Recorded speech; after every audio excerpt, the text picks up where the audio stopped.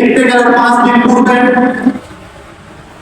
প্রচন্ড জ্বর, মাথা ব্যথা নিয়ে জোহরের সময় রাসূল করিম সাল্লাল্লাহু আলাইহি ওয়াসাল্লাম দুই সাহাবীর কাঁধে ভর দিয়ে মসজিদের মেম্বারে গিয়ে বসলেন। নামাজ আদায় করে মসজিদের মেম্বারে বসলেন। বসার পরে বক্তব্য দিলেন। বক্তব্য দিতে গিয়ে মুহাম্মদ সাল্লাল্লাহু আলাইহি ওয়াসাল্লাম বললেন, আল্লাহ তার এক বান্দাকে জাগতিক সব সম্পত্তি দিতে চেয়েছে, কিন্তু ওই বান্দা সব সম্পত্তিকে উপেক্ষা করে রবের সাথে দেখা করাটাই বেশি পছন্দ করেছে। বক্তব্য শেষে আমি একটি কথা বললেন, ওয়ানা সাহেবের শোনো, আজ থেকে মসজিদে নববীর যতগুলো দরজা আছে সব দরজা বন্ধ করে দেবে। সব দরজা বন্ধ হয়ে যাবে, শুধুমাত্র একজনের দরজা খোলা থাকবে, সেটা হলো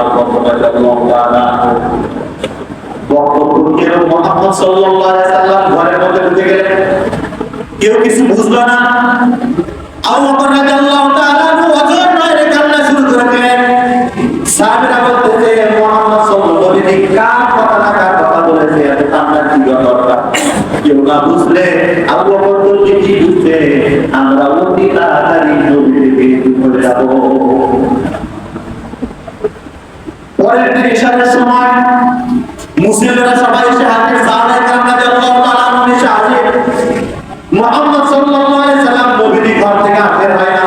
এদিকে নবীজি একবার বসে একবার বেহুশ। দীর্ঘক্ষণ পর্যন্ত অপেক্ষা করার পর আবু বকর রাদিয়াল্লাহু তাআলা নবীজিকে নামাজ শুরু করে দেওয়া হয়েছে। নবীজির জ্ঞান হঠাৎ ফিরে আসলো। আয়েশা রাদিয়াল্লাহু তাআলা তাকে জিজ্ঞাসা করলেন, ও আয়েশা, এখন কিসের সময়? নামাজের সময়। আয়েশা রাদিয়াল্লাহু তাআলা আনহা ডাকতে বললেন, এখন ইশারের সময়। ও নবী, আপনার সাহাবীরা দীর্ঘক্ষণ পর্যন্ত আপনার অপেক্ষায় থেকে আমার বাবার নবীকে নামাজ শুরু করে দিয়েছে। কিন্তু নামাজের মধ্যে সাহাবীরা কাঁদতে কাঁদতে নিজের বুক ঘেঁষে ফেলতেছে। সাহাবীদের একটাই কথা, নবী থাকা অবস্থায় আবু বকরের পিছনে আমাদের নামাজ পড়তে হয়েছে, আমরা হয়তো নবী থেকে বিচ্যুত হয়ে যাব, নবী আমাদের মাঝে আর থাকবে না। আয়েশা রাদিয়াল্লাহু তাআলা আনহাকে ডাকতে বলল, আয়েশা, আমার মাথাটা একটু উঁচু করে ধরো, আমি একটু নামাজের দৃশ্যটা দেখতে চাই। মাথা উঁচু করে ধরা হলো। নবীজি জামাতের সুন্দর দৃশ্য দেখে আবার ঘুরে গেলেন। আয়েশা রাদিয়াল্লাহু তাআলা আনহা নবীজির মুখের দিকে তাকিয়ে দেখে চোখের কোণাতে পানি বেয়ে বেয়ে পড়তেছে।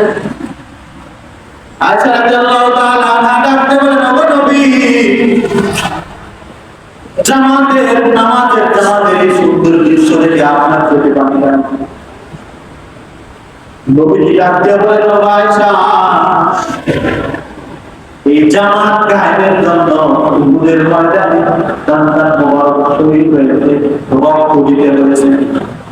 তারপরে এই তো সুন্দর জামাত কায়েম হতে পেরেছে। আমার মনের মধ্যে চিন্তা আসতেছে, আমি ধারণা করতেছি কিয়ামত পর্যন্ত আমার উম্মতেরা প্রত্যেক ওয়াক্তের নামাজ এত সুন্দর করে জামাতের সাথে আদায় করবে। কিন্তু আগামী মুসলমান শুক্রবার ছাড়া অন্য ওয়াক্তে আমাদেরকে পরিপূর্ণ মসজিদে পাওয়া যায় না, পরিপূর্ণ পাওয়া যায় না। এশারের নামাজ শেষ, সাহাবীরা আর কেউ বাড়িতে যায় না। মসজিদের মধ্যে কান্না রোল করে গেছে, সবাই কাঁদতেছে। নবী থেকে আমরা একটু করে যাব, সবাই কান্না করতেছে। সবচেয়ে কাঁদতেছেন বেশি ফাতেমা রাদিয়াল্লাহু তাআলা আনহা। নবীর নিজের সন্তান, নিজের কন্যা সন্তান ফাতেমা রাদিয়াল্লাহু তাআলা আনহাকে ডাকতে বললেন, ও ফাতেমা, তুমি কান্না করো না, তোমার কান্না আমার সহ্য হয় না। তোমাকে একটা সুখবর দিয়ে যাই, আমার ইন্তিকালের পর সর্বপ্রথম তোমার সাথে আমার দেখা হবে। ফাতেমা রাদিয়াল্লাহু তাআলা আনহা কান্না বন্ধ, কান্না বন্ধ। আয়েশা রাদিয়াল্লাহু তাআলা আনহা ডাকতে বললেন, ফাতেমা, তোমার বাবা তোমার কানের কাছে কি বললো যে তুমি তোমার কান্না বন্ধ হয়ে গেল? ফাতেমা রাদিয়াল্লাহু তাআলা কাঁদতে বলতেছেন, আমার বাবা আমাকে বললেন যেটা, তা হলো আমার বাবার ইন্তিকালের পরে আমার পরিবারের মধ্যে, আমাদের পরিবারের মধ্যে সর্বপ্রথম আমার ইন্তিকাল হবে, আর আমার বাবার সাথে সর্বপ্রথম আমার দেখা হবে। ফজরের সময় হয়ে গেছে, জিবরাইল আলাইহিস সালাম দরজায় এসে হাজির, আসসালামু আলাইকুম। নবীকে সালাম দিয়ে অনুমতি চাই ভিতরে ঢুকলেন। ডাকতে বললেন, নবী, আল্লাহ আপনার কাছে জানতে চেয়েছেন আপনি কেমন আছেন, যদিও আল্লাহ পাক জানে আপনার মুখে শুনতে চান। নবী বললেন, কোনো কষ্ট, যদি আমার ইন্তিকাল হয়ে যায় আমার উম্মতের কি হবে? জিবরাইল আলাইহিস সালাম ডাকতে বললেন, ও আল্লাহর নবী, এতদিন তো আমি একা আসছি, কিন্তু আমি আজ একটা নতুন ফেরেশতাকে নিয়ে আসছি, যে ফেরেশতা এখনো পর্যন্ত কারো কাছে কখনো অনুমতি চায়নি। মালাকুল মউত সালাতে ভিতরে ঢুকলেন, ডাকতে বলতেছে, ও নবী, এখন পর্যন্ত আপনি ছাড়া কিয়ামত পর্যন্ত কখনো কারো কাছে আমার তার কাছে যাওয়ার জন্য আমার অনুমতি দিতে হবে না। কিন্তু আল্লাহ পাক আমাকে আসার সময় ডাক দিয়ে বলেছে, আমার নবী যদি অনুমতি দেয় ঢুকবে, তাছাড়া চলে আসবে। নবী ডাকতে বললেন, জিবরাইল, আমি যদি অনুমতি না দেই তাহলে কি হবে?